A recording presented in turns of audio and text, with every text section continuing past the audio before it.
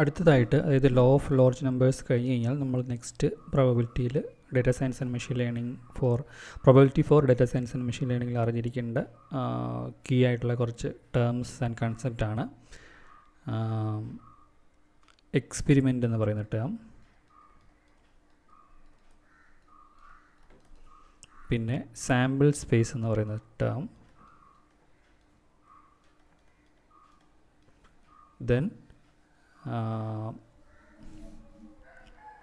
Event എന്ന് പറയുന്ന term. Experiment, sample space, event. ഇനി ഇത് ഓരോന്നും എന്തൊക്കെയാണെന്ന് നമുക്ക് പറയാം. അപ്പോൾ ടോസിങ് എ കോയിൻ എന്ന് പറയുന്നത് we can say it's an experiment.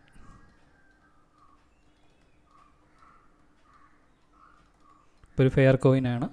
Coin രണ്ട് വശങ്ങളേ ഉള്ളൂ, നമുക്കറിയാം, ഹെഡും ടെയിലും.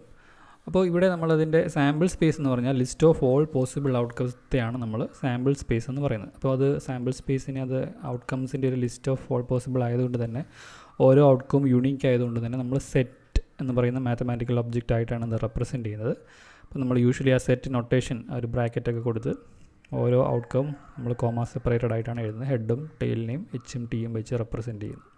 അപ്പോൾ ഇതാണ് അതിൻ്റെ നൊട്ടേഷനും റെപ്രസെൻറ്റേഷനും ഈ ഒരു പർട്ടിക്കുലർ എക്സ്പെരിമെൻറ്റിൻ്റെ കേസിൽ. ഇനി ഇവൻ്റ് എന്ന് പറയുന്നത് നമ്മൾ ഇതിൻ്റെ അകത്ത് നിന്ന് ഡിഫൈൻ ചെയ്യുന്നതാണ്. അതായത് നമുക്ക് പല രീതിയിൽ അതിനെ ഡിഫൈൻ ചെയ്യാം. ഇപ്പോൾ ഫോർ എക്സാമ്പിൾ ഗെറ്റിംഗ് ഹെഡ് എന്ന് പറയുന്നത് ഒരു ഇവൻ്റാണ്. ഗെറ്റിംഗ് ടെയിൽ എന്ന് പറയുന്നൊരു ഇവൻ്റാണ്.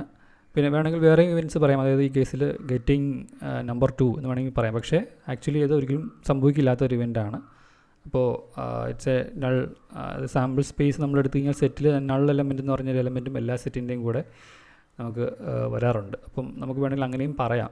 ഓക്കെ, അപ്പോൾ ഇവിടെ നമ്മൾ ഇവൻ്റ് എന്ന് പറയുന്നത് നമ്മൾ ഡിഫൈൻ ചെയ്യുന്നതാണ്. അതുപോലെ എക്സ്പെരിമെൻ്റ് എന്ന് പറയുന്നത് നമ്മൾ ഡിഫൈൻ ചെയ്യുന്നതാണ്. സാമ്പിൾ സ്പേസ് എന്ന് പറഞ്ഞാൽ ഇതിലെല്ലാ പോസിബിൾ ഔട്ട്കത്തിൻ്റെയും സെറ്റ് നൊട്ടേഷനിൽ എഴുതുന്ന സിനാരിയോയാണ് ഇത് പറയുന്നത്. അപ്പോൾ അങ്ങനെയാണെന്നുണ്ടെങ്കിൽ നമുക്ക് ഏതൊരു പ്രോബബിലിറ്റി സിനാരിയോ തന്നാലും നമ്മൾ ഇത് മൂന്നും എന്തൊക്കെയാണെന്ന് നമുക്ക് പറയാൻ പറ്റണം. ഇപ്പം infinite number of sample space വരുന്ന കേസുകളൊക്കെ ഉണ്ട്. പക്ഷേ സ്റ്റിൽ എന്തായിരിക്കും അതിൻ്റെ ഒരു റഫ് പാറ്റേൺ എന്ന് നമുക്ക് പറയാൻ പറ്റണം. ഇനി drawing a dice 6 sided dice ആണെന്നുണ്ടെങ്കിൽ നമുക്കറിയാം അതിൻ്റെ സാമ്പിൾ സ്പേസ് എന്ന് പറഞ്ഞാൽ എന്തൊക്കെയാണ്? 1 2 3 അപ് ടു 4 5 6 സൈഡ്സ് ആണ്. ഓരോന്നിനും ഓരോ നമ്പർ ഞാൻ റെപ്രസെൻറ്റ് ചെയ്യുന്നു. യൂണീക്കായിട്ടുള്ള ഇതേ ഉള്ളൂ. നമ്മുടെ ഇവൻ്റ് എന്ന് പറഞ്ഞാൽ നമുക്ക് വേണമെങ്കിൽ എന്ത് വേണമെങ്കിലും കൊടുക്കാം. അതായത് ഗെറ്റിംഗ് നമ്പർ 2 നമുക്ക് പറയാം. അല്ലെങ്കിൽ ഇവിടെ നമുക്ക് വേറെയും കുറച്ച് കോംപ്ലിക്കേറ്റഡ് ആയിട്ടുള്ള ഇവൻറ്റ്സ് വേണമെങ്കിൽ ഡിഫൈൻ ചെയ്യാം. അതായത് ഗെറ്റിംഗ് ആൻ ഈവൻ ഔട്ട്കം, അതായത് 2ഓ 6ഓ 4ഓ ഇത് ഏത് വേണമെങ്കിലും ആവാം.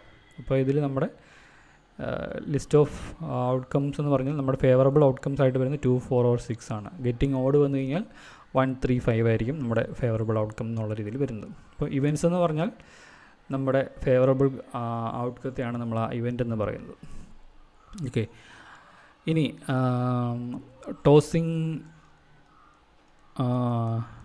2 coins at the same time അവിടെ വരുമ്പോൾ നമ്മുടെ സാമ്പിൾ സ്പേസ് മാറും. അത് കാരണം ഇതിൽ നമുക്ക് 2 സിനാരിയോ ഉണ്ട്. അപ്പോൾ ഓൾ പോസിബിൾ കേസസ് എന്ന് പറഞ്ഞു കഴിഞ്ഞാൽ ഔട്ട്കം എന്ന് പറഞ്ഞാൽ നമുക്ക് ഹെഡ് വരും, ഹെഡ് ടെയിൽ ഒരു ഓപ്ഷനാണ്. അതായത് ആദ്യത്തേതിൽ ഹെഡും രണ്ടാമത്തേതിൽ ടെയിലും.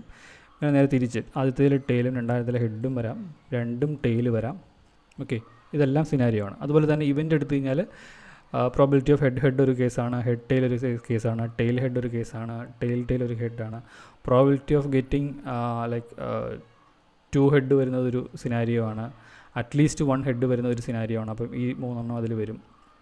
അറ്റ്ലീസ്റ്റ് 1 ടെയിൽ വരുന്ന ഇതൊരു സിനാരിയോ ആണ്.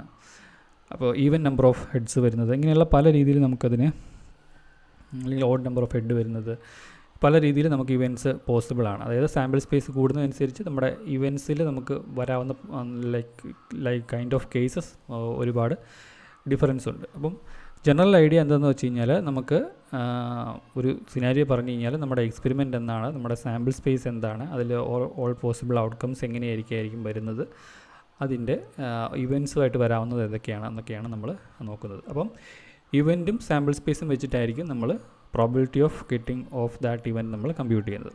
അപ്പോൾ പ്രോബിലിറ്റി ഓഫ് ഗെറ്റിംഗ് 2 ഹെഡ് പറഞ്ഞു കഴിഞ്ഞാൽ നമുക്ക് ഈ ഒരു സിനാരിയോ മാത്രമേ ഉള്ളൂ അല്ലേ. ഇപ്പം ഇവിടെ HH വരുന്ന കേസ് മാത്രമേ ഉള്ളൂ. അപ്പോൾ നമ്മൾ 1 ഔട്ട് ഓഫ് 4 ആയിരിക്കും നമ്മുടെ പ്രോബിലിറ്റി വാല്യൂ എന്ന് പറഞ്ഞ് ആ കേസിൽ വരുന്നത് 2 ഹെഡിൻ്റെ കേസിൽ.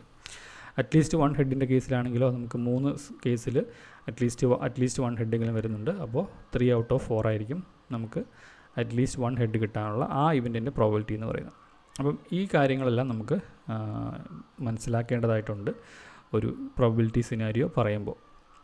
എക്സ്പെരിമെൻ്റ് എന്താണ്, സാമ്പിൾ സ്പേസ് എന്താണ്, ഇവൻറ്റ് എന്താണെന്നുള്ളത്, ഇവൻറ്റ് ബേസ് ചെയ്തിട്ട് നമ്മുടെ പ്രോബിലിറ്റി എന്താണെന്നുള്ളതും സിമ്പിൾ ഒരു fractional calculation, just counting and fraction computing വെച്ച് നമുക്ക് പറയാൻ പറ്റണം.